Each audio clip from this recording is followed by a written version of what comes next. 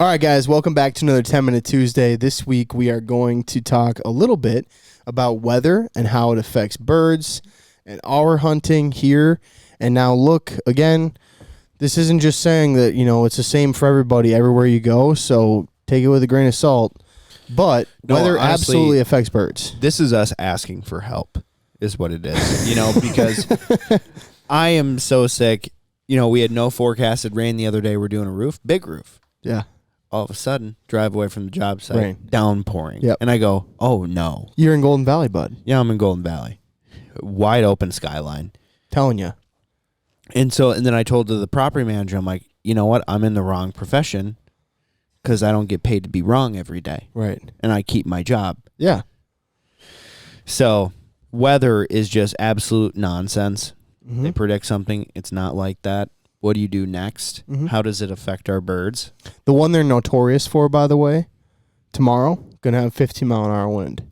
But when you wake up in the morning till about, let's say 7 p.m. at night, you're going to have about a 3-mile-per-hour wind. Mm-hmm. Just throwing that out there for you. And, honestly, this 10-Minute Tuesday is sponsored by First Light. And the gear is so good, so please go check that out. When you don't know how cold it's going to be, it's actually colder than what it's actually going to be. Right. Just wear some rugged wool. Right. And it regulates your temperature so nicely. Literally. You're going to sweat a little bit. You ain't going to get cold. It's cold out. It's cold out. It's warm. Yeah. So, but anyway, no, there are so many different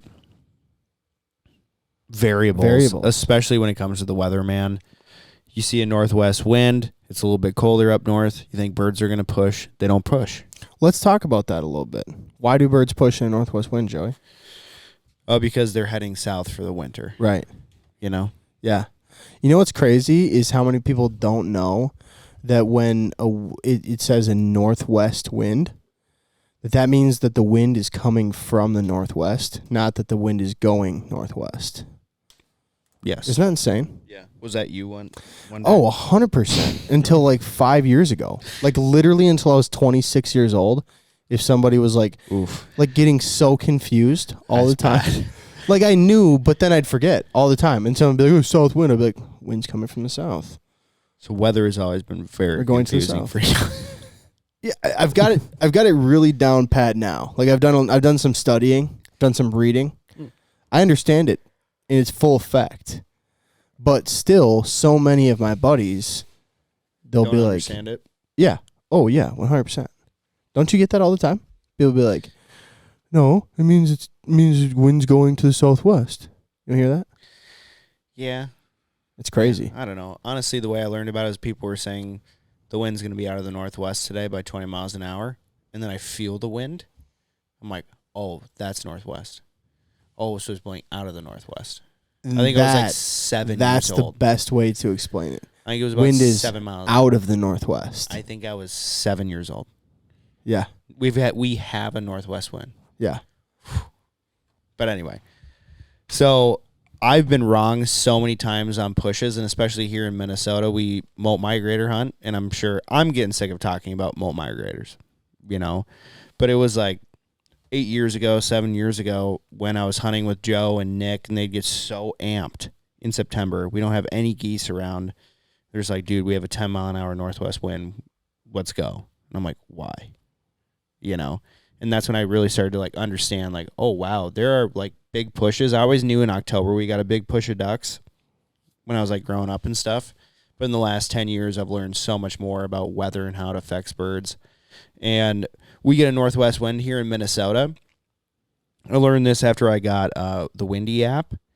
You look at Minnesota, we got a 15-mile-an-hour northwest wind, and you're like, oh, shit, we're going to go kill birds. Mm-hmm. When in reality, the wind that you should care about is where the birds are at that time. Yeah. And so we might have a 15-mile-an-hour northwest wind out of Minnesota, but if you're waiting for all your birds to come from Winnipeg and they have a 2-mile-an-hour wind, you're not getting a big push of birds. Right. It might just stir up the birds in your area, which, cool, but you're not getting that big push. So, this week, when we have this big weather coming, that weather's starting in Saskatchewan and upper Manitoba, and it's going to push birds down. Yeah. And then also, with the full moon in effect, they're already migrating at night. How far ahead of us are they getting that weather? Day and a half. Okay. Yeah, a day and a half. Yeah. And so there's going to be birds that move right before the cold front. Yeah. And then birds that move during and then after. And it's like, okay, that's so many more variables. Yeah. For like how that weather is going to affect those birds. Okay. I've seen on social media that right up by the Arctic Circle, they still have 200,000 wintering snow geese or just snow geese, you know, and it's middle of August. Mm-hmm. And then you talk to them again 2 weeks later, they're all gone. And then you can like, oh, okay, why did they leave? You said they left Wednesday. Oh, up there they had a wind of 8 miles an hour. But they had several days of 24 miles an hour. Maybe it's too windy for them to travel. Right.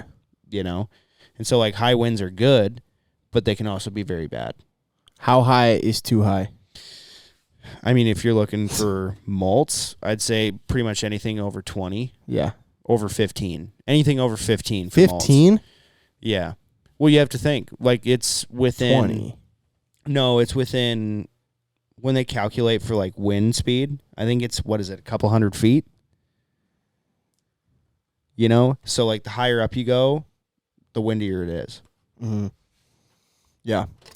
Yeah, 20 maybe. Yeah, I don't know. And think about how high most sure. birds migrate at. Yeah. So and they've been seen at 20,000 feet. when you're hunting local birds around you, if the wind is over 25 miles an hour, it's going to be tough. Mm-hmm. Real tough. They're not going to want to finish. Let's talk about hunting sunny days versus cloudy days and how you've noticed it affect mallards or not affect mallards specifically. Mallards specifically? Yeah. I've just always found that the days that we really kill mallards is when it's windy and sunny. Yeah. That's when we really hammer them. And what I've noticed... Or snowy or wet, seems. Sure.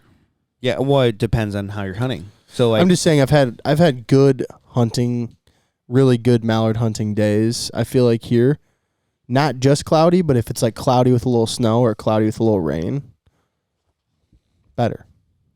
right. Yeah, those two go hand in hand. For me, in the fields, it seems like it's better when it's sunny and In the fields, windy. really? Yeah. Just those mojo wings. When it, like, in the afternoon. Bright white flash. Mm-hmm, they just eat it up. From my experience. Yeah. Yeah, I mean, I feel like you're right, especially on water though, Joey. I would tend to agree with you. Sunny and windy is like ideal situation if you're trying to hunt mallards on water here. Yeah. Oh, I just feel like when Decoys look better. When it's, yes, decoys look much better, and you can see them from further away. But I just feel like with cloudy days, they can just see right into your blind. So if you have, like, the sun at your back, you kind of have a shadow in your A-frame or your boat blind or whatever. And if you're in the cattails in the clouds, dude, you're seen instantly. It's like that day in Canada where we're like, how are the birds seeing us right now? I mean, they're able to see way better than we can. And if I could see you from 60 yards away, tucked down, they can see you. No doubt.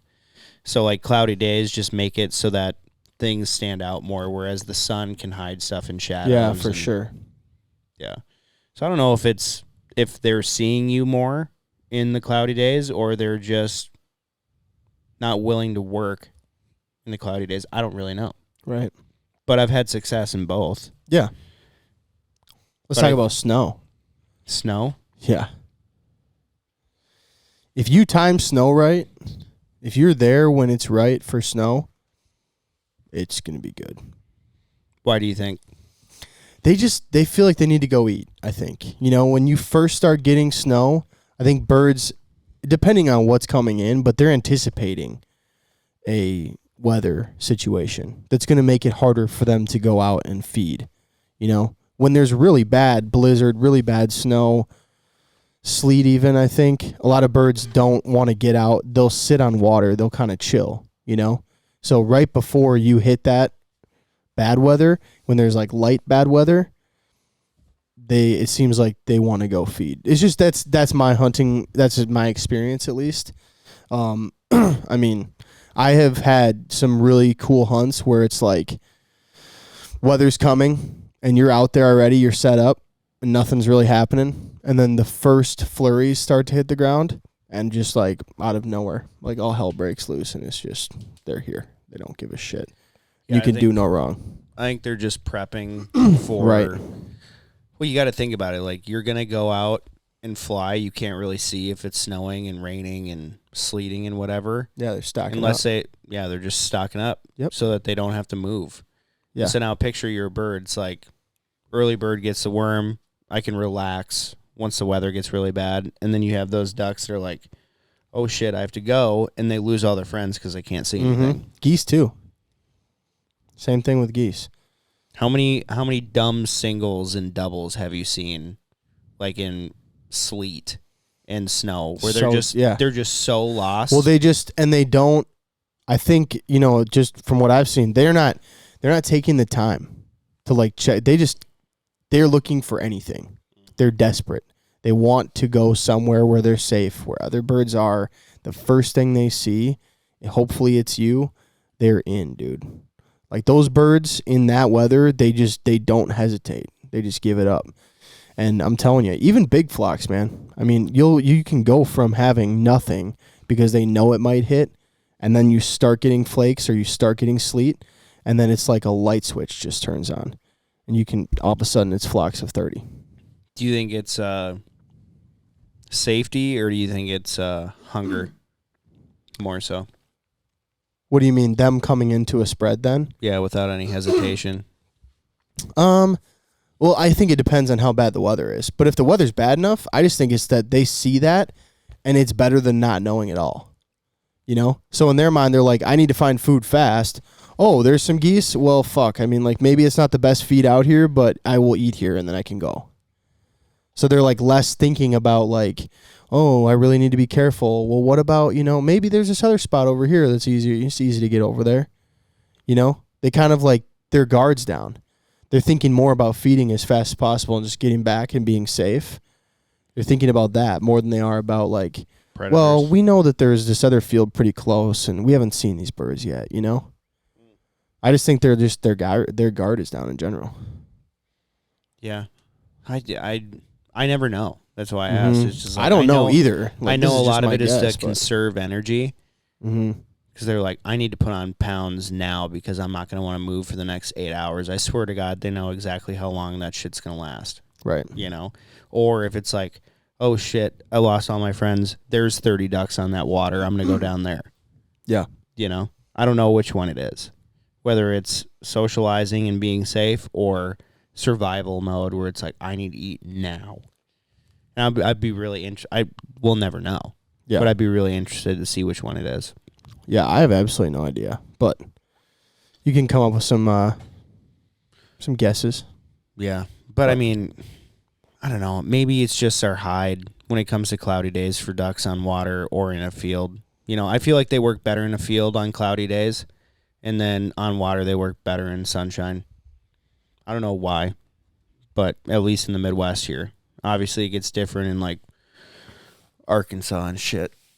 But yeah, it'd be interesting to, like, get a definitive answer on that. So then you can won't. So then you can kind of play it. Probably not gonna. Right. But right. All right, guys. Well, thanks for listening to this 10-Minute Tuesday.